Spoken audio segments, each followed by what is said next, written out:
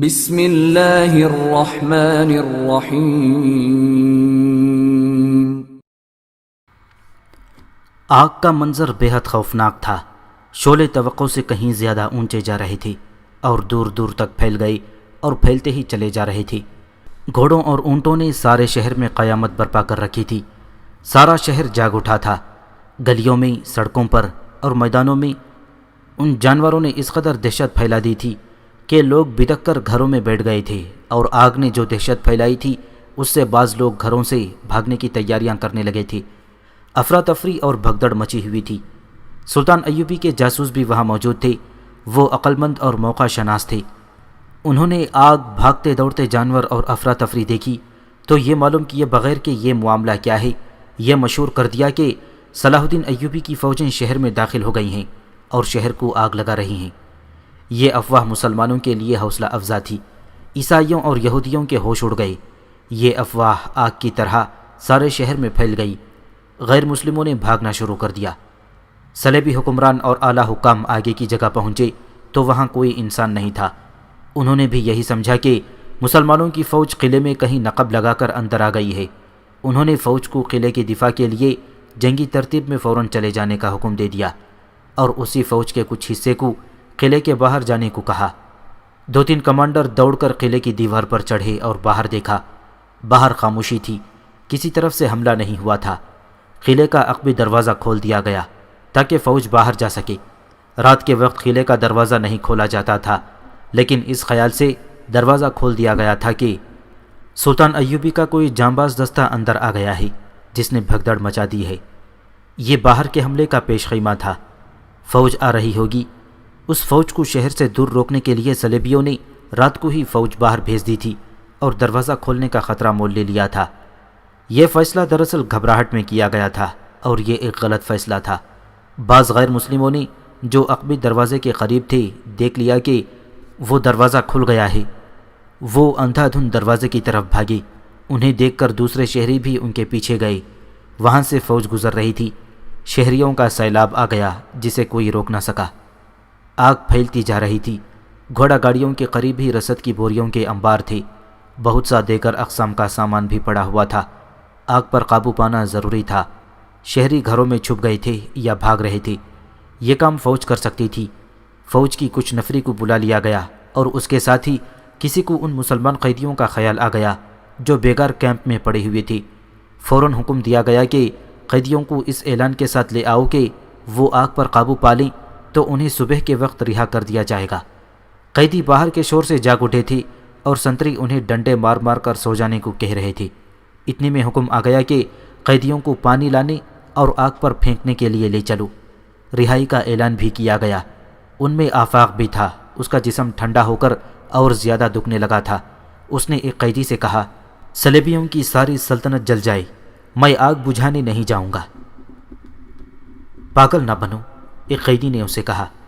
ان لوگوں نے کہہ دیا ہے کہ آگ بجھاؤ اور کل رہا ہو جاؤ، لیکن یہ دھوکہ ہے۔ یہ کافر جھوٹ بولتے ہیں۔ تم ہمارے ساتھ چلو اور بھاگ نکلو۔ ہم نہیں بھاگ سکتے کیونکہ یہ لوگ ہمارے گھروں سے واقف ہیں۔ تم نکل جانا۔ جاؤں گا کہاں؟ قیدی نے اسے اپنے گھر کا راستہ بتا کر کہا، میں کوشش کروں گا کہ موقع محل دیکھ کر تمہیں اپنے گھر پہنچا دوں، لیکن وہاں زیادہ دن نہ رکنا کیونکہ صلیبی میرے سارے کنبے کو سزا دیں گے۔ قیدیوں کو صلیبی لے گئے اور انہیں تقسیم کر کے مختلف کنوؤں پر لے جایا گیا۔ فوجی پانی نکال رہے تھے۔ قیدیوں نے مشکیزیں اٹھانے شروع کر دیے۔ وہ دوڑ دوڑ کر جاتے اور آگ پر پانی پھینکتے تھے۔ 1-2 چکروں میں سنتری ان کے ساتھ رہے مگر یہ ممکن نہیں تھا۔ قیدی اور فوجی گڈمڈ ہو گئے۔ کسی کو کسی کا ہوش نہ رہا۔ صلیبی کمانڈر گھبراہٹ میں سب کو گالیاں دے رہے تھے۔ اتنے میں گھوڑوں کا ڈرا ہوا ریوڑ دوڑتا ہوا آیا۔ آگ بجھانے والے قیدی اور فوجی ان کی زد میں آ گئے۔ سب ادھر ادھر بھاگ اٹھے۔ بعض کچلے بھی گئے اور اس سے فائدہ اٹھاتے ہوئے آفاق کو وہ پرانا قیدی اپنے ساتھ لے گیا۔ مسلمانوں کو کوئی خطرہ نہ تھا۔ وہ خوش تھے کہ مسلمان فوج آ گئی ہے۔ قیدی اپنے گھر میں داخل ہوا۔ اس کا سارا خاندان جاگ رہا تھا۔ اسے دیکھ کر سب مسرور ہوئے، لیکن اس نے آفاق کو ان کے حوالے کر کے کہا، اسے چھپا لو اور جلدی شہر سے باہر نکال دینا۔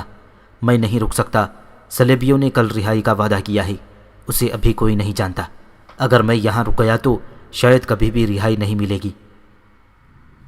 کیا یہ سچ ہے کہ صلاح الدین ایوبی کی فوج اندر آ گئی ہے؟ قیدی کے باپ نے پوچھا۔ کچھ پتہ نہیں، قیدی نے جواب دیا۔ آگ بہت زور کی ہے، معلوم نہیں کب بجھے گی۔ اگر ہماری فوج نہیں آئی تو پھر یہ ہم خطرہ کیسے مول لے سکتے ہیں؟ قیدی کے باپ نے کہا۔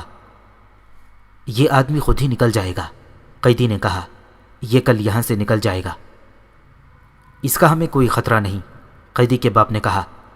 ابھی ابھی تمہارا چھوٹا بھائی 2 مسلمان لڑکیوں کو لایا ہے، انہیں اس نے اور سالم کے بیٹے عثمان نے اور ان کے دوستوں نے سلیبیوں کے شاہی خاندان سے اغوا کیا ہے۔ دونوں کو ہم نے گھر میں چھپا لیا ہے۔ کون ہیں وہ لڑکیاں؟ قیدی نے پوچھا۔ کہتے ہیں انہیں کل ایک قافلے سے سلیبیوں نے اغوا کیا تھا، باپ نے جواب دیا۔ ان کا بھائی سنا ہے قید میں ہے۔ آفاق نے تڑپ کر پوچھا، کہاں ہیں وہ لڑکیاں؟ ذرا سی دیر میں آفاق اپنے بہنوں کو گلے لگا رہا تھا۔ خدا نے ان کی فریادیں سن لی تھیں۔ یہ بڑا ہی جذباتی منظر تھا۔ ان کے ماں باپ مارے گئے تھے، وہ لٹ گئی تھی۔ انہیں ایسی معجزہ نما ملاقات کی توقع نہیں تھی۔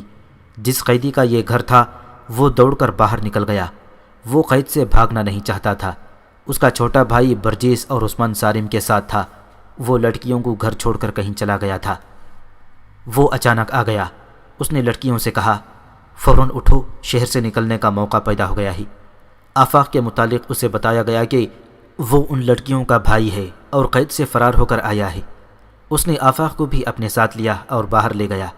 باہر 3 گھوڑے تھے، یہ برجیس کا انتظام تھا۔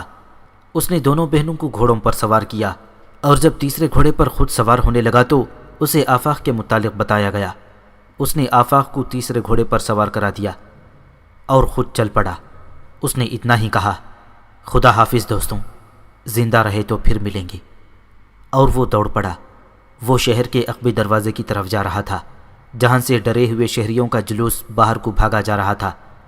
یہ دروازہ برجیس نے پہلے ہی دیکھ رکھا تھا۔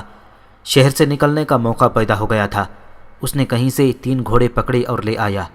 کسی صلیبی کمانڈر نے دیکھ لیا کہ شہری تو بھاگ رہے ہیں، اس نے دروازہ بند کرنے کا حکم دے دیا۔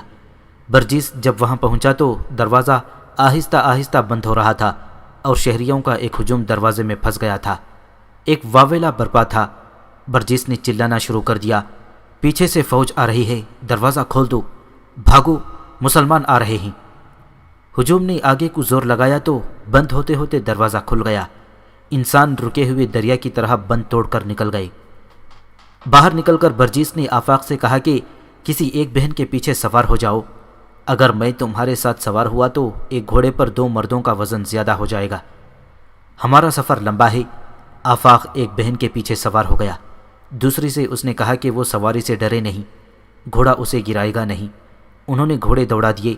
برجیس کو معلوم تھا کہ راستے میں صلیبی فوج خیمہ زن ہے۔ اسے یہ بھی معلوم تھا کہ کون سی جگہ فوج نہیں ہے۔ وہ اس سمت ہو لیا۔ کرک کے بھاگے ہوئے لوگ ادھر ادھر بکھرتے جا رہے تھے۔ شعلوں کی روشنی دور دور تک جا رہی تھی۔ آفاق اور لڑکیوں کو معلوم نہیں تھا کہ انہیں کس طرح رہا کرایا گیا ہے۔ برجیس خاموش تھا۔ وہ اگر بولتا تو صرف اتنا کہ آفاق سے اس کی خیریت پوچھتا تھا، اور اس کی جو بہن گھوڑے پر اکیلی سوار تھی اس سے پوچھ لیتا تھا کہ وہ ڈر تو نہیں رہی۔ کرک کے شعلے پیچھے ہٹتے جا رہے تھے اور رات گھوڑوں کی رفتار کے ساتھ گزرتی جا رہی تھی۔ صبح طلوع ہوئی تو برجیس سلطان ایوبی کی فوج کے علاقے میں داخل ہو چکا تھا۔ اس نے ایک کماندار سے اپنا تعارف کرایا اور سلطان ایوبی کے متعلق پوچھا کہ کہاں ہوگا۔ کماندار اسے اپنے دستوں کے کماندار کے پاس لے گیا، جس نے اسے بتایا کہ سلطان ایوبی کہاں ہو سکتا ہے۔ برجیس اپنی اس کامیابی پر بے حد خوش تھا۔ اس نے صرف لڑکیوں کو صلیبیوں سے آزاد نہیں کرایا تھا، بلکہ کرک میں آتش زنی جیسی تقریبی کارروائی کر کے صلیبی فوج کے غیر مسلم شہریوں کے جذبے پر خوفداری کر آیا تھا۔ وہ سلطان ایوبی کو یہ مشورہ دینا چاہتا تھا کہ کرک پر فوراً حملہ کر دیا جائے۔ کرک کی صبح بڑی بھیانک تھی۔ شعلوں کی بلندی اور تندی ختم ہو گئی تھی، لیکن آگ ابھی تک سلگ رہی تھی۔ صلیبی فوج کی رسد اور جانوروں کا تمام تر خشک چارہ جل گیا تھا۔ خیموں کے علاوہ بے شمار جنگی سامان نظر آتش ہو گیا تھا۔ کچھ اونٹ زندہ جل گئے تھے۔ تمام گھوڑے اور اونٹ رات بھر دوڑ دوڑ کر تھک گئے اور اب سارے شہر میں آوارہ پھر رہے تھے۔ جگہ جگہ ان لوگوں کی لاشیں پڑی تھیں جو بے لگام گھوڑوں اور بے مہار اونٹوں کی زد میں آ کر کچلے گئے تھے۔ فوجی اور قیدی ابھی تک کنووں سے پانی لا لا کر آگ پر پھینک رہے تھے۔ صلیبی حکام ابھی تک یہ سمجھ رہے تھے کہ سلطان ایوبی کی فوج اندر آ گئی ہے، لیکن وہاں ایسے کوئی آثار نہیں تھے۔ انہوں نے قلعے کی دیواروں پر جا کر ہر طرف دیکھا، باہر صلیبیوں کی اپنی فوج قلعے کے ارد گرد موجود تھی۔ اسلامی فوج کا دور دور تک نام و نشان نہیں تھا۔ اب یہ تفتیش کرنی تھی کہ آگ کس طرح لگی تھی۔ اس سنتری کی لاش ملی جسے لڑکیوں نے خنجروں سے ہلاک کیا تھا، لیکن گھوڑوں اور اونٹوں نے اسے ایسی بری طرح روندا تھا کہ خنجروں کے زخم پہچانے نہیں جاتے تھے۔ اس سے تھوڑی دور 4 زنانہ لاشیں ملیں۔ یہ اس میدان میں پڑی ہوئی تھیں جہاں گھوڑے اور اونٹ باندھے جاتے تھے۔ یہ تفتیش کرنے والا حاکم کوئی معمولی آدمی نہیں تھا، بلکہ صلیبیوں کی انٹیلیجنس کا ڈائریکٹر ہرمن تھا۔ اس میدان میں لاشیں تو اور بھی پڑی تھیں، لیکن اسے 4 عورتوں کی لاشیں ملیں۔ ان کے چہرے گھوڑوں کے پاؤں تلے آ کر مسخ ہو گئے تھے، جسم کا کوئی حصہ سلامت نہیں تھا۔ یہ لاشیں ایک دوسرے سے دور دور پڑی تھیں۔ ان کے کپڑے تار تار ہو گئے تھے، خاک و خون میں ان کا اصلی رنگ نظر نہیں آتا تھا۔ اتنا ہی پتہ چلتا تھا کہ یہ زنانہ کپڑے ہیں۔ لاشیں دیکھ کر بھی یہ ثبوت ملتا تھا کہ یہ عورتیں ہیں۔ سب کے جسموں سے کھال اکھڑی ہوئی اور کئی جگہوں سے گوشت باہر آیا ہوا تھا۔ کئی ہڈیاں ننگی ہو گئی تھیں اور ٹوٹی ہوئی بھی تھیں۔ ہر لاش کے گلے میں زنجیر اور زنجیر کے ساتھ ایک چھوٹی سلیب بندھی ہوئی تھی۔ یہ سلیبیں اس امر کا ثبوت تھا کہ عورتیں عیسائی تھیں۔ ہرمن اور فوجی افسر حیران تھے کہ عورتوں کی لاشیں یہاں کیوں پڑی ہیں۔ یہ فوجی علاقہ تھا اور اس طرف سے کسی شہری کو گزرنے کی اجازت نہیں تھی، اور نہ ہی یہ عام گزرگاہ تھی۔ یہ تو جانوروں اور رسد وغیرہ کی جگہ تھی۔ وہاں چند اور لاشیں بھی پڑی تھیں، وہ فوجیوں کی تھیں۔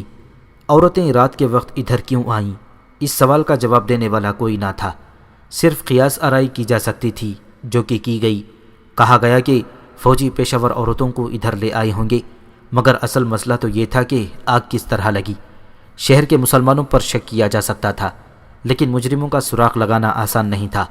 حکم دے دیا گیا کہ خفیہ پولیس اور فوج کے سراغ رساں شہر میں مشتبہ مسلمانوں کی چھان بین کریں، اور جس پر ذرا سا بھی شک ہو اسے قید میں ڈال کر اذیت رساں تحقیقات کریں۔ نور اور اس کی تینوں لڑکیوں کے گھر والے بہت پریشان تھے۔ لڑکیاں واپس نہیں آئی تھیں۔ ڈر یہ تھا کہ پکڑی نہ گئی ہوں۔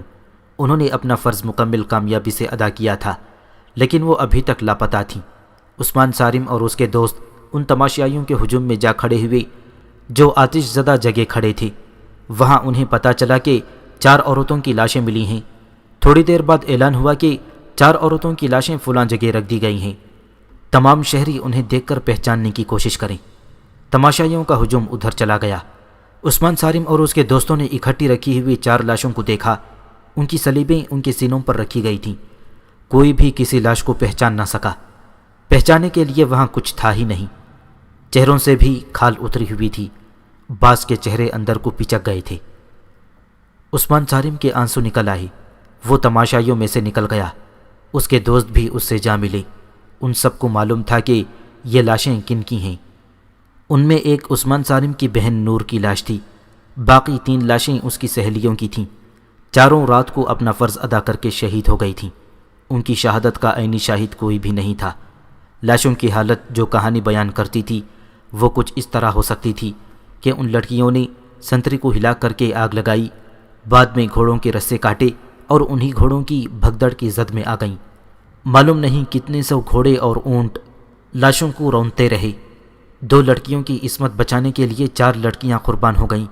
برجیس نے اپنے ہاتھوں ان لڑکیوں کے گلوں میں سلیبیں لٹکائی تھیں تاکہ بوقت ضرورت وہ سلیبیں دکھا کر ظاہر کر سکیں کہ وہ عیسائی ہیں۔ ان لڑکیوں کا جنازہ نہیں پڑھا گیا تھا۔ انہیں سلیبیوں نے عیسائی سمجھ کر اپنے قبرستان میں کہیں دفن کر دیا۔ ان کے لواحقین نے ماتم نہیں کیا۔ ایصال ثواب کے لیے قرآن خوانی کی گئی۔ گھروں میں غائبانہ نماز جنازہ پڑھی گئی۔ چاروں لڑکیوں کے باپوں نے ایک ہی جیسے جذبات کا اظہار کیا۔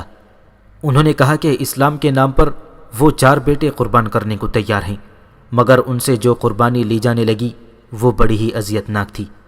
صلیبی فوج نے تمام مسلمان گھروں کی خانہ تلاشی شروع کر دی۔ خطرہ تھا کہ جو ہتھیار انہوں نے گھروں میں چھپا رکھے ہیں وہ پکڑے جائیں گے۔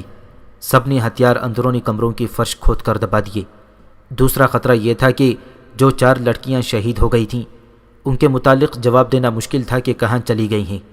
آگ لگنے کی رات کے دوسرے ہی دن امام کو جب لڑکیوں کی شہادت کی خبر سنائی گئی تو اس نے پہلی بات یہ کہی، تمہارے غیر مسلم پڑوسی اور مسلمان مخبر ضرور پوچھیں گے کہ لڑکیاں کہاں ہیں، تو کیا جواب دو گے؟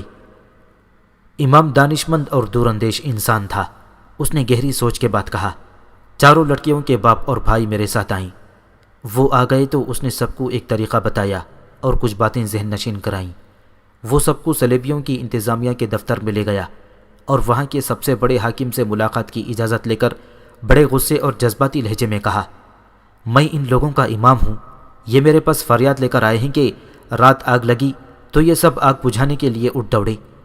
یہ رات بھر کنووں سے پانی نکالتے رہے، شہر میں بھگدڑ مچ گئی، کسی کو کسی کا ہوش نہ رہا۔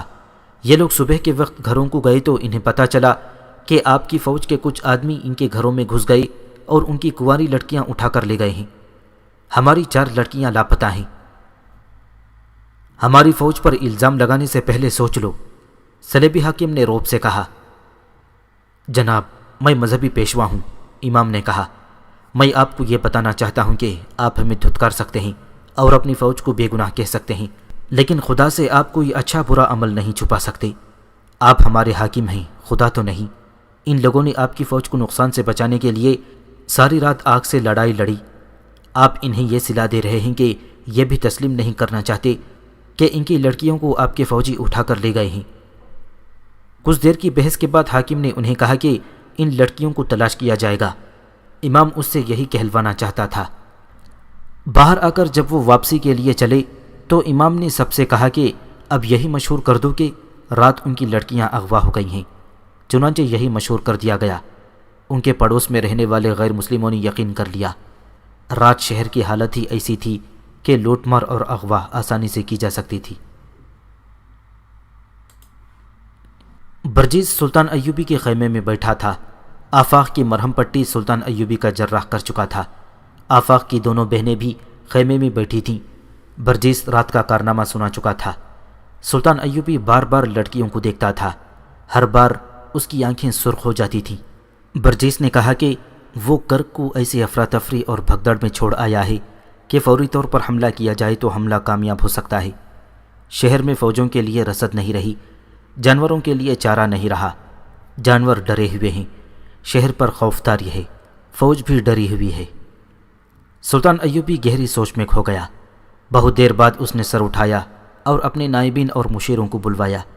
اس نے پہلا حکم یہ دیا کہ ان لڑکیوں اور ان کے بھائی کو قاہرہ روانہ کر دیا جائے اور ان کی رہائش اور وظیفے کا انتظام کیا جائے۔ آپ میری بہنوں کو اپنی عافیت میں لے لیں، آفاق نے کہا۔ میں آپ کے ساتھ رہوں گا، مجھے اپنی فوج میں شامل کر لیں۔ مجھے اپنے ماں اور باپ کے خون کا انتقام لینا ہے۔ اگر آپ مجھے کرک میں داخل کر سکیں تو میں اندر تباہی مچا دوں گا۔ جنگ جذبات سے نہیں لڑی جاتی، سلطان ایوبی نے کہا، بڑی لمبی تربیت کی ضرورت ہے۔ تم صرف اپنے ماں اور اپنے باپ کے خون کا انتقام لینے کو بےتاب ہو۔ مجھے ان تمام باپوں اور تمام بیٹیوں کے خون کا انتقام لینا ہے جو صلیبی درندوں کا شکار ہوئی ہیں۔ اپنے آپ کو ٹھنڈا کرو۔ آفاق کی جذباتی حالت ایسی تھی کہ سلطان ایوبی اسے زبردستی قاہرہ بھیجنے سے گریز کر رہا تھا۔ اسے کہا کہ پہلے اپنا علاج کرائے، صحتیاب ہو جائے، پھر اس کی خواہش پوری کر دی جائے گی۔ اتنے بے نائب سالار اور اعلیٰ کمانڈر آ گئے، ان میں زاہدان بھی تھا۔ سلطان ایوبی نے آفاق اور اس کی بہنوں کو باہر بھیج دیا۔ اس نے اجلاس میں یہ مسئلہ پیش کیا کہ کیا کرک کو فوراً محاصرے میں لے لیا جائے۔ اس نے سب کو کرک کی اس وقت کی کیفیت بتائی۔ اس مسئلے پر بحث شروع ہو گئی۔ زاہدان نے اپنے جاسوسوں اور رپورٹوں کی روشنی میں کہا کہ صلیبی فوج صرف کرک میں نہیں بلکہ باہر بھی ہے، اور اس کا ایک حصہ ایسی پوزیشن میں ہے جو ہماری فوج کا محاصرہ باہر سے توڑ دے گی۔ انہوں نے ایسا انتظام کر رکھا ہے کہ رسد کی آمد و رفت کی حفاظت کے لیے ان کی پوری فوج موجود ہے۔ اگر ان کے پاس وقتی طور پر رسد کی کمی آ گئی ہے تو یہ سمجھ کر حملہ کرنا کہ ہمارا محاصرہ کامیاب ہوگا محض خوش فہمی ہے۔ ان کے پاس صرف وہی رسد اور سامان نہیں تھا جو جل گیا ہے، ان کی ہر ایک فوج کے ساتھ اپنی اپنی رسد اور سامان موجود ہے، اور ان کی نفری ہم سے 5 گنا زیادہ ہے۔ اجلاس کے دوسرے شرکاء نے اپنے اپنے مشورے پیش کیے۔ ان کی اکثریت فوری حملے کے حق میں تھی اور بعض نے انتظار کی تجویز پیش کی۔ تجاویز اور مشورے جیسے کیسے بھی تھے، سلطان ایوبی نے سنے۔ اسے یہ دیکھ کر اطمینان ہوا کہ کمانڈروں کا جذبہ شدید تھا۔ ان میں بیشتر نے کہا کہ حملہ جلدی کریں یا دیر سے، یہ پیش نظر رکھیں کہ ایک بار حملہ کر کے یہ نہ سننا پڑے کہ محاصرہ اٹھا لو کیونکہ ہم کمزور ہیں۔ سلطان ایوبی خاموشی سے سنتا رہا۔ اس نے آخر میں فوج کے جذبے اور دیگر قوائف کے متعلق پوچھا۔ اسے تسلی بخش جواب ملا، میں جلدی حملہ کرنا چاہتا ہوں۔ آخر میں سلطان صلاح الدین ایوبی نے کہا، لیکن میں جلد بازی کا قائل نہیں۔ میرے سامنے صرف کرک کا قلعہ بند شہر نہیں بلکہ صلیبیوں کی وہ تمام فوج ہے جو انہوں نے باہر پھیلا رکھی ہے۔ زاہدان نے ٹھیک کہا ہے کہ کرک کے اندر تباہی سے ہمیں خوش فہمی میں مبتلا نہیں ہونا چاہیے۔ تاہم حملہ جلدی ہوگا، فاصلہ زیادہ نہیں ہے، ایک ہی رات میں ہمارے دستے کرک تک پہنچ سکتے ہیں، مگر انہیں ایک جنگ قلعے سے باہر لڑنی پڑے گی۔ کوٹ سے پیشتر ہمیں کرک کے مسلمانوں کو تیار کرنا پڑے گا۔ مجھے اندر کی جو تازہ اطلاعیں ملی ہیں وہ یہ ہیں کہ وہاں کے مسلمان درپردہ ایک جماعت کی صورت میں منظم ہو چکے ہیں۔ امید کی جا سکتی ہے کہ وہ محاصرے کی صورت میں شہر میں تخریب کاری کریں گے۔ ان کی لڑکیاں بھی میدان میں نکل آئیں گی۔ صرف 4 لڑکیوں نے صلیبیوں کو جو نقصان پہنچایا ہے وہ 50-50 نفری کے 4 دستے بھی نہیں پہنچا سکتے۔ ہم کوشش کریں گے کہ شہر میں اپنے چھاپا مار بھی داخل کر دیں۔ مداخلت کی معافی چاہتا ہوں، برجیس نے کہا۔ اگر چھاپا مار بھیجنے ہیں تو فوراً بھیجیے۔ کرک کے جو شہری بھاگ گئے ہیں وہ یقیناً واپس جائیں گے۔ ان کے پردے میں چھاپا مار داخل کیے جا سکتے ہیں، اس کے بعد ممکن نہیں ہوگا۔ آتش زنی کے واقعے کے بعد صلیبی محتاط ہو جائیں گے اور شہر کے تمام دروازے بند کر دیں گے۔ مجھے اجازت دیں کہ میں ان کے ساتھ آج ہی روانہ ہو جاؤں۔ وہ اپنے ساتھ کوئی ہتھیار نہ لے جائیں، وہاں سے ہتھیار مل جائیں گے۔ آخر فیصلہ یہ ہوا کہ آج ہی رات چھاپا مار برجیس کی قیادت میں روانہ کر دیے جائیں۔ جہاں تک گھوڑے لے جا سکتے ہیں وہاں تک گھوڑوں پر جائیں، آگے پیدل جائیں۔ گھوڑے واپس لانے کے لیے کچھ آدمی ساتھ بھی بھیج دیے جائیں۔ اسی وقت زاہدان سے کہا گیا کہ وہ برجیس کی ہدایت کے مطابق چھاپا ماروں کو شہری لباس مہیا کرے اور شام کے بعد روانہ کر دے۔ سلطان ایوبی نے اپنے فوجی کمانڈروں کو جنگی نوعیت کی ہدایات دیں اور خاص طور پر کہا، یہ یاد رکھنا کہ جس فوج سے ہم حملہ کرا رہے ہیں یہ وہ فوج نہیں جس نے شوبک فتح کیا تھا۔ یہ فوج مصر سے آئی ہے جس میں دشمن نے بے اطمینانی پھیلائی تھی۔ اس فوج کو محاصرے میں لڑنے کا تجربہ نہیں، کمانداروں کو چوکنا رہنا پڑے گا۔ مجھے شک ہے کہ اس فوج میں تقریبی ذہن کے سپاہی بھی ہیں۔ میں نے جو دستے اپنے ہاتھوں میں رکھے ہیں وہ ترک اور شامی ہیں، اور نور الدین زنگی کی بھیجی ہوئی کمک کو بھی اپنے پاس محفوظ میں رکھوں گا۔ حالات تمہارے خلاف ہو گئے تو گھبرا کر پیچھے نہ ہٹنا، میں تمہارے پیچھے موجود رہوں گا۔ اور یہ بھی یاد رکھو کہ کرک کے مسلمانوں کے ساتھ امیدیں وابستہ نہ کیے رکھنا۔ ان کے لیے جو ہدایت بھیج رہا ہوں وہ ایسی ہرگز نہیں ہوں گی کہ یہ اپنے آپ کو ایسے خطرے میں ڈال لیں کہ ان کی مستورات کی عزت بھی محفوظ نہ رہے۔ میں ان سے اتنی زیادہ قربانی نہیں مانگوں گا۔ وہ محکوم اور مجبور ہیں، ظلم و تشدد کا شکار ہیں۔ ہم ان کی آزادی اور نجات کے لیے جا رہے ہیں، ان کے بھروسے پر نہیں جا رہے۔ 4-5 دنوں تک کرک میں یہ کیفیت رہی کہ مسلمانوں کے گھروں پر چھاپے پڑ رہے تھے۔ کئی مسلمان محض شک میں گرفتار کر لیے گئے تھے۔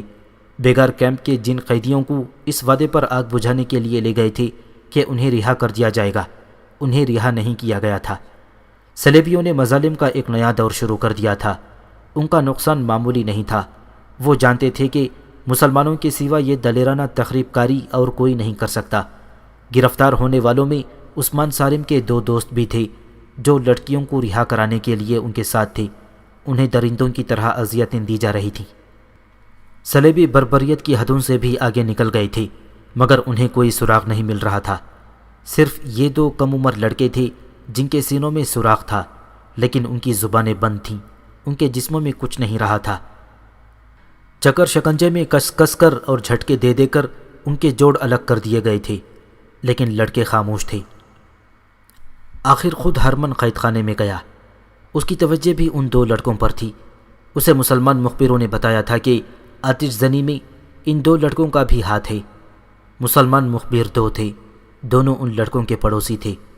وہ معمولی سی حیثیت کے آدمی ہوا کرتے تھے، لیکن اب گھوڑا گاڑیوں میں سواری کرتے تھے اور صلیبیوں کے درباری بن گئے تھے۔ وہ صلیبی حاکموں کو گھروں میں بھی مدعو کرتے تھے اور اپنی بیٹیوں کے ساتھ بٹھاتے اور فخر کرتے تھے۔ ان کی 2-2 3-3 بیویاں تھیں اور وہ شراب بھی پیتے تھے۔ انہوں نے ان 2 لڑکوں کو آتش زنی کی رات کہیں مشکوک حالت میں دیکھا تھا اور انہیں گرفتار کرا دیا تھا۔ ہرمن نے قید خانے میں ان دونوں نوجوانوں کی حالت دیکھی تو اس نے محسوس کیا کہ نزا کی حالت میں پہنچ کر بھی انہوں نے کچھ نہیں بتایا تو یہ کچھ بھی نہیں بتائیں گے۔ ان کے جسم عادی ہو چکے ہیں۔ وہ انہیں اپنے ساتھ لے گیا، انہیں بڑا اچھا کھانا کھلایا، پیار اور شفقت سے پیش آیا، ڈاکٹروں کو بلا کر انہیں دوائی پلائی اور تشدد کے زخموں اور چوٹوں کا علاج کرایا، پھر انہیں سلا دیا۔ وہ فوراً ہی گہری نیند سو گئے۔ ہرمن دونوں کے درمیان بیٹھ گیا۔ کچھ دیر بعد ان میں سے ایک نوجوان صاف الفاظ میں بڑبڑانے لگا، میں کیا جانوں، میرا جسم کاٹ دو، مجھے کچھ بھی نہیں معلوم، اگر کچھ معلوم ہوگا تو بھی نہیں بتاؤں گا۔ تم گردن کے ساتھ سلیب باندھتے ہو، میں نے قرآن پاک کی آیت باندھی ہوئی ہے۔ تم نے آگ لگائی تھی، ہرمن نے کہا، تم نے سلیبیوں کی کمر توڑ دی ہے، تم بہادر ہو، مر گئے تو شہید کہلاؤ گے۔ اگر مر گیا تو جب تک جسم میں جان ہے اس جان میں ایمان بھی رہے گا، جان نکل جائے گی ایمان نہیں نکلے گا۔ ہرمن نے اس کے سوئے ہوئے ذہن میں اپنے مطلب کی باتیں ڈالنے کی بہت کوشش کی، لیکن نوجوان کے ذہن نے قبول نہ کی۔ اتنے میں دوسرا لڑکا بھی بڑبڑانے لگا۔ ہرمن نے اس کی طرف توجہ دی، اسی طرح اس کے ذہن میں بھی باتیں ڈالیں جو اس نوجوان نے اگل دیں۔ ہرمن کے ساتھ اس کے 3-4 سراغ رساں بھی تھے۔ اس نے بہت دیر کی کوشش کے بعد آہ بھری اور کہا، مزید کوشش بیکار ہے، ان کی زبان سے تم کوئی راز نہیں اگلوا سکو گے، یہ بے گناہ معلوم ہوتے تھے، مگر میں تمہیں یہ بھی بتا دینا چاہتا ہوں کہ یہ اپنے عقیدے اور جذبے کے پکے ہیں۔ میں نے انہیں مرغن کھانوں میں اتنی زیادہ حشیش کھلائی ہے، جتنی گھوڑے کو کھلا دو تو وہ بھی باتیں کرنے لگے، مگر ان پر کوئی اثر نہیں ہوا۔ اس کا مطلب یہ ہے کہ ان کا قومی جذبہ جسے یہ لوگ ایمان کہتے ہیں ان کی روحوں میں اترا ہوا ہے، تم ان کی روحوں پر کوئی نشہ طاری نہیں کر سکتے۔ دوسری صورت یہی ہے کہ یہ بے گناہ ہوں گے۔ وہ بے گناہ نہیں تھے، وہ آتش زنی اور لڑکیوں کو آزاد کرانے کی مہم میں شریک تھے۔ صلیبی جسے گناہ اور جرم کہہ رہے تھے وہ مسلمان کے لیے عظیم نیکی اور جہاد تھا جو ان لڑکوں نے روح اور ایمان کی قوت سے کیا تھا۔ حشیش نے انہیں بے ہوش کر دیا تھا، ان کی عقل کو سلا دیا تھا، مگر ان کی روحیں بیدار تھیں۔ صلیبی ان کی زبان سے ہلکا سا اشارہ بھی نہ لے سکے۔ انہوں نے یہ فیصلہ کیا کہ یہ لڑکے بے قصور ہیں، یہ صلیبیوں کی مجبوری تھی۔ ان لڑکوں کی آنکھ کھلی تو باہر ویرانے میں پڑے تھے۔ صلیبیوں نے انہیں بے ہوشی کی حالت میں دور لے جا کر پھینک دیا تھا۔ وہ اٹھے اور ایک دوسرے کو دیکھا اور گھروں کو چل دیے۔ جو عیسائی اور یہودی باشندے آتش زنی کی رات شہر سے نکل گئے تھے وہ یہ دیکھ کر کہ کوئی حملہ نہیں ہوا اور امن و امان ہے تو واپس آنے لگے۔ صلیبیوں کی فوج جو باہر خیمہ زن تھی اس نے بھی انہیں یقین دلا دیا کہ کوئی حملہ نہیں ہوا، وہ چلے جائیں۔ چنانچہ ایک حکم کے تحت شہر کے 2 دروازے ان لوگوں کے لیے کھلے رکھے گئے جو واپس آ رہے تھے۔ لوگ کنبہ در کنبہ چلے آ رہے تھے اور انہی میں برجیس بھی کرک میں داخل ہو گیا اور اس کے ساتھ سلطان ایوبی کے 15 چھاپہ مار بھی شہر میں داخل ہو گئے۔ کرک کے لوگوں نے دیکھا کہ وہ چپ چاپ اور غریب سا موچی جو دنیا کے ہنگاموں سے بے خبر راستے میں بیٹھا جوتے مرمت کیا کرتا تھا 3 دنوں کی غیر حاضری کے بعد پھر راستے میں آ بیٹھا ہے۔ اس نے رات ہی رات 15 چھاپہ ماروں کو عثمان صارم اور اس کے نوجوان ساتھیوں کی مدد سے مسلمان گھرانوں میں چھپا دیا تھا۔ ان میں اب کوئی کسی دکان میں ملازم تھا، کوئی صلیبیوں کے استبل کا سائس بن گیا تھا، کوئی مذہب کے طالب علم کی روپ میں مسجد میں جھاڑو دیتا تھا۔ انہیں اب یہ دیکھنا تھا کہ سلطان ایوبی کے حملے کی صورت میں وہ اندر سے کیا کر سکتے ہیں۔ کرنے والا کام صرف یہ تھا کہ کہیں سے قلعے کی دیوار میں اتنا بڑا شگاف پیدا کر دیں کہ اس میں سے گھوڑے بھی اندر آ سکیں یا قلعے کا کوئی دروازہ کھول سکیں۔ وہ انہی کاموں کے لیے زمین ہموار کر رہے تھے۔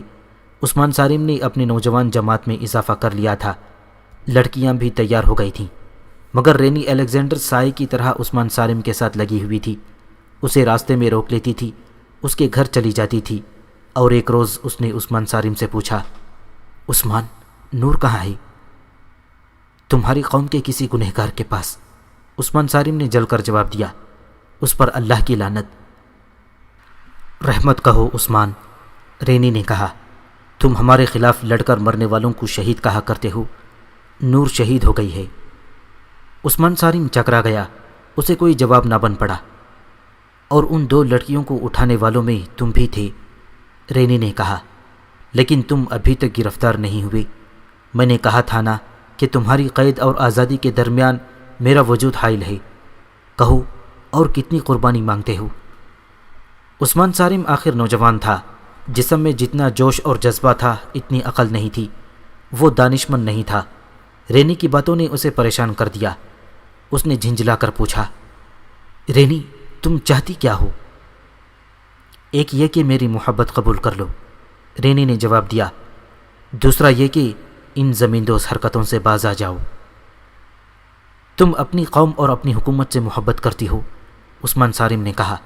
اگر تمہارے دل میں میری محبت اتنی ہی شدید ہے تو میری قوم سے ہمدردی کیوں نہیں کرتی؟ مجھے نہ اپنی قوم سے محبت ہے نہ تمہاری قوم سے، رینی نے کہا۔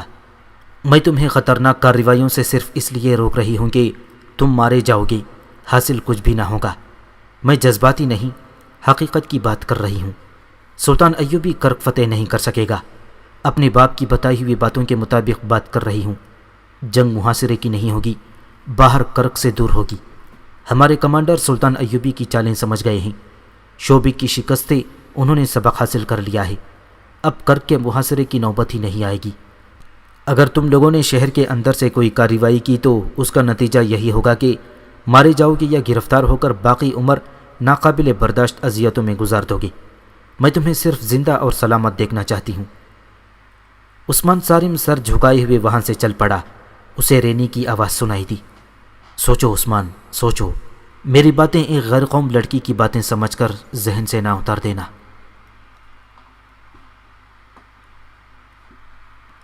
میں آپ سب کو ایک بار پھر بتا دیتا ہوں کہ یہ کرک ہے، شوبک نہیں۔ سلطان ایوبی نے اپنے کمانڈروں کو آخری ہدایت دیتے ہوئے کہا، صلیبی چوکنے اور بیدار ہیں۔ میری جاسوسی مجھے بتا رہی ہے کہ ہمیں ایک جنگ کرک سے باہر لڑنی پڑے گی۔ شہر کے اندر سے مسلمانوں نے کوئی زمیندوز کارروائی کی تو شاید وہ ہمارے کام نہیں آ سکے گی۔ اس کا نتیجہ یہ بھی ہو سکتا ہے کہ وہ بیچارے مارے بھی جائیں۔ میں انہیں اتنے بڑے امتحان میں نہیں ڈالنا چاہتا۔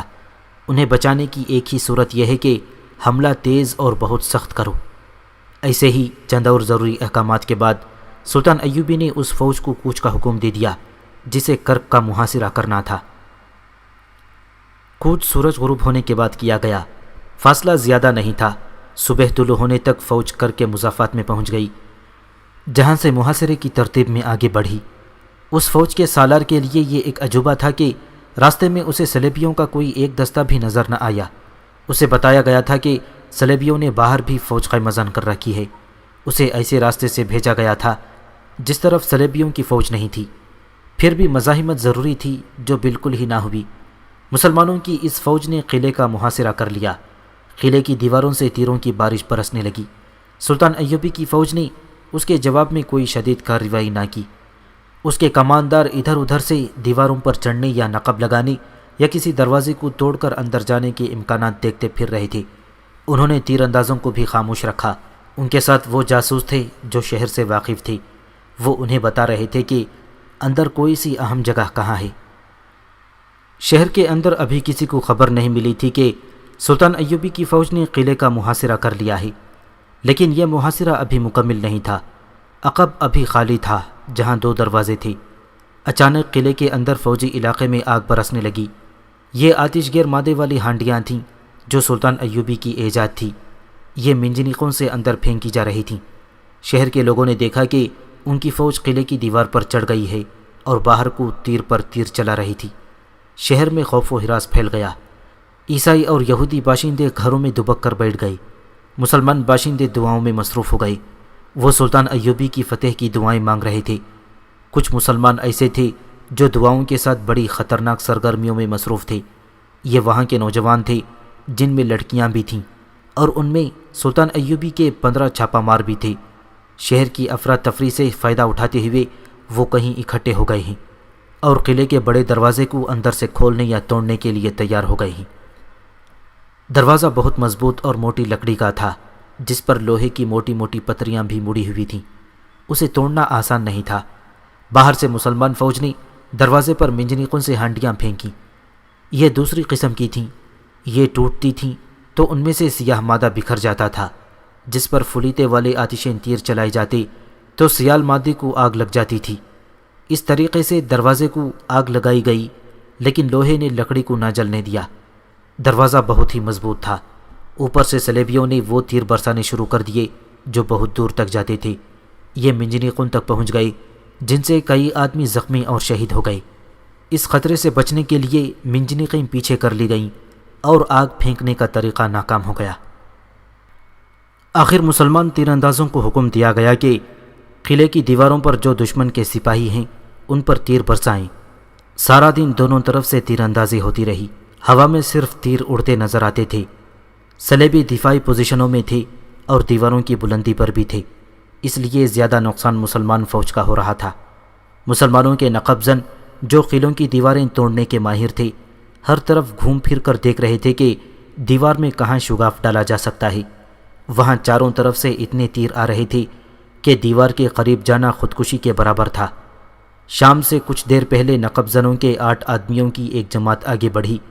یہ جانباز جب دیوار سے تھوڑی دور رہ گئے تو اوپر سے ان پر اس قدر تیر برسے اور تیروں کے ساتھ اتنی زیادہ برچیاں آئیں کہ 8 جانباز وہیں شہید ہو گئے۔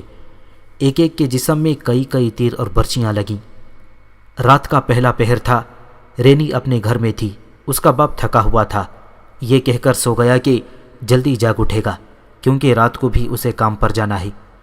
اس نے کہا تھا کہ شہر کے مسلمانوں کے متعلق اطلاع ملی ہے کہ وہ اندر سے کوئی بڑی خطرناک کارروائی کرنے والے ہیں۔ ہمیں ہر ایک مسلمان گھرانے پر نظر رکھنی چاہیے۔ یہ کہہ کر وہ سو گیا تھا۔ دروازے پر دستک ہوئی تو کسی ملازم کے بجائے رینی نے دروازہ کھولا۔ باہر ایک مسلمان کھڑا تھا جو بڑی اونچی حیثیت کا مالک تھا۔ صلیبیوں کی طرف سے اسے خوب انعام و اکرام ملتا تھا۔ رینی نے اسے بتایا کہ اس کا باپ سویا ہوا ہے، وہ پیغام دے دے۔ تھوڑی دیر کے بعد وہ جاگے گا تو اسے بتا دیا جائے گا۔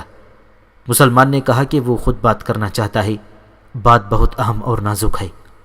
آج رات مسلمانوں کے بہت سے لڑکے اور لڑکیاں اندر سے قلعے کی دیواریں توڑیں گے۔ رینی کے پوچھنے پر اس نے مختصراً بتایا۔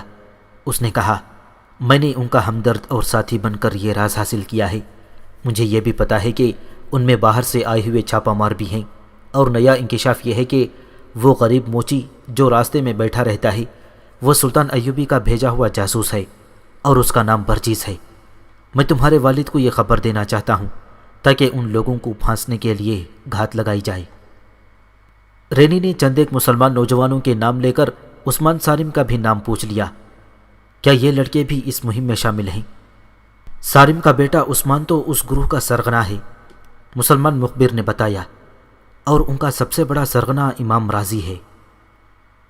آپ تھوڑی دیر کے بعد آ جائیں، باپ کو ذرا سی دیر سونے دیں، رینی نے اسے کہا۔ مگر وہ جانا نہیں چاہتا تھا۔ صلیبیوں کو خوش کرنے اور ان سے انعام وصول کرنے کا اسے نہایت موزوں موقع مل گیا تھا۔ اس کے متعلق مسلمانوں کو معلوم نہیں تھا کہ قرآن کے بجائے صلیب کا وفادار ہے۔ اسی روز مسلمان نوجوانوں اور چھاپا ماروں نے دیوار توڑنے کی اسکیم بنائی تھی۔ اس خفیہ اجتماع میں 3-4 بزرگ امام اور یہ مسلمان بھی تھا جس نے لڑکوں کو اچھے مشورے دیے اور سب سے زیادہ جذبے کا اظہار کیا تھا۔ مسلمانوں کو شک تک نہ ہوا کہ وہ صلیبیوں کا پالا ہوا سانپ ہے۔ سبھی اسے شہر کا امیر اور معزز تاجر سمجھتے تھے جس کے حسن سلوک کی بدولت صلیبی بھی اس کی عزت کرتے تھے۔ وہ واپس نہیں جانا چاہتا تھا۔ رینی گہری سوچ میں کھو گئی۔ اس نے اسے اندر بٹھانے کے بجائے یہ کہا کہ وہ اسے پوری بات سنائے، اور یہ بھی کہا کہ آؤ ذرا باہر ٹہل لیتے ہیں، اتنی دیر میں باپ جاگ اٹھے گا۔ وہ تو صلیبیوں کا غلام تھا، اتنے بڑے افسر کی بیٹی کے ساتھ خرامان چل پڑا۔ چلتے چلتے وہ کنویں تک پہنچ گئے۔ یہ کنواں شہریوں کے لیے کھودا گیا تھا، بہت ہی دور سے پانی نکلا تھا۔ رینی کنویں کے منہ پر رک گئی۔ مسلمان مخبر اسے بات سنا رہا تھا، وہ بھی کنویں کے قریب کھڑا تھا۔ رینی نے اس کے سینے پر ہاتھ رکھے اور پوری طاقت سے دھکا دیا۔ مسلمان پیچھے کو گرا اور سیدھا کنویں میں گیا۔ اس کی چیخ سنائی دی اور سیدھا کنویں میں گیا۔ اس کی چیخ سنائی دی جو دھڑام کی آواز میں ختم ہو گئی۔ رینی اس مسرت کے ساتھ گھر آ گئی کہ اس نے ایک ایسا راز کنویں میں ڈبو دیا ہے جو عثمان سالم کی یقینی موت کا باعث بن سکتا تھا۔ وہاں سے وہ ڈرتی ہوئی عثمان سالم کے گھر گئی۔ اس کی ماں کے پاس بیٹھی نور کی باتیں کرتی رہی۔ اس نے عثمان کے متعلق پوچھا تو اس کی ماں نے بتایا کہ وہ شام کے بعد ہی گھر سے نکل گیا تھا۔ رینی کو خیال آ گیا کہ وہ دیوار توڑنے کی مہم پر چلا گیا ہوگا۔ وہ اسے روکنا چاہتی تھی۔ اسے ڈر یہ تھا کہ ان کے اجتماع میں کوئی اور مخبر بھی ہوگا، کہیں ایسا نہ ہو کہ کسی اور نے فوج کو اطلاع دے دی ہو۔ وہ باہر نکل گئی اور اس طرف چل پڑی جس طرف ان لوگوں نے دیوار توڑنے کا منصوبہ بنایا تھا۔ اس مسلمان نے جسے اس نے کنویں میں پھینک دیا تھا بتا دیا تھا کہ چھاپہ مار دیوار کے اوپر جا کر صلیبی تیر اندازوں کو ایسے طریقے سے ختم کریں گے کہ کسی کو پتہ نہ چل سکے۔ نوجوان لڑکے اور لڑکیاں نیچے سے دیوار کھودیں گی۔ دیوار مٹی کی تھی، اس کی چوڑائی اتنی زیادہ تھی کہ اس کے اوپر 2 گھوڑے پہلو با پہلو آسانی سے دوڑ سکتے تھے۔ مٹی کی وجہ سے اس کی کھدائی مشکل نہیں، دقت طلب تھی۔ اس پارٹی نے بوقت ضرورت لڑائی کا انتظام بھی کر رکھا تھا۔ ان کے پاس خنجر اور برچیاں بھی تھیں۔ یہ ایک غیر معمولی طور پر دلیرانہ مہم تھی جس کی ناکامی کے امکانات زیادہ تھے۔ انہوں نے جگہ ایسی منتخب کی تھی جہاں پکڑے جانے کا امکان ذرا کم تھا۔ یہ گروہ مقررہ جگہ کی طرف روانہ ہو گیا۔ رینی اس طرف دوڑی جا رہی تھی۔ وہ عثمان صارم کو روکنا چاہتی تھی۔ اسے شاید علم ہو گیا تھا کہ یہ لوگ پکڑے جائیں گے اور عثمان صارم مارا جائے گا۔ ان جانبازوں کا جانے کا طریقہ اور راستہ کچھ اور تھا۔ رینی پہلے وہاں پہنچ گئی جہاں سے دیوار توڑنی تھی۔ وہاں ابھی کوئی نہیں پہنچا تھا۔ اس نے اندھیرے میں ادھر ادھر دیکھا۔ اچانک پیچھے سے اسے کسی نے پکڑ لیا اور گھسیٹ کر پرے لے گیا۔ یہ ایک فوجی تھا۔ پرے لے جا کر فوجی نے اس سے پوچھا کہ وہ کون ہے۔ اس نے باپ کا نام لیا۔ اسے کہا گیا کہ وہ وہاں سے چلی جائے، مگر وہ وہاں سے نہیں ہٹنا چاہتی تھی۔ وہاں دراصل فوج کا ایک پورا دستہ چھپا ہوا تھا۔ اس کے کمانڈر نے رینی کو بتایا کہ مسلمانوں کا ایک گروہ یہاں نقب لگانے آ رہا ہے اور اسے پکڑنے کے لیے گھات لگائی گئی ہے۔ یہ اطلاع ایک اور مسلمان مخبر نے فوج کو دی تھی۔ رینی انہیں یہ نہیں کہہ سکتی تھی کہ وہ گھات سے اٹھ جائیں۔ وہ تو صرف عثمان صارم کو بچانا چاہتی تھی۔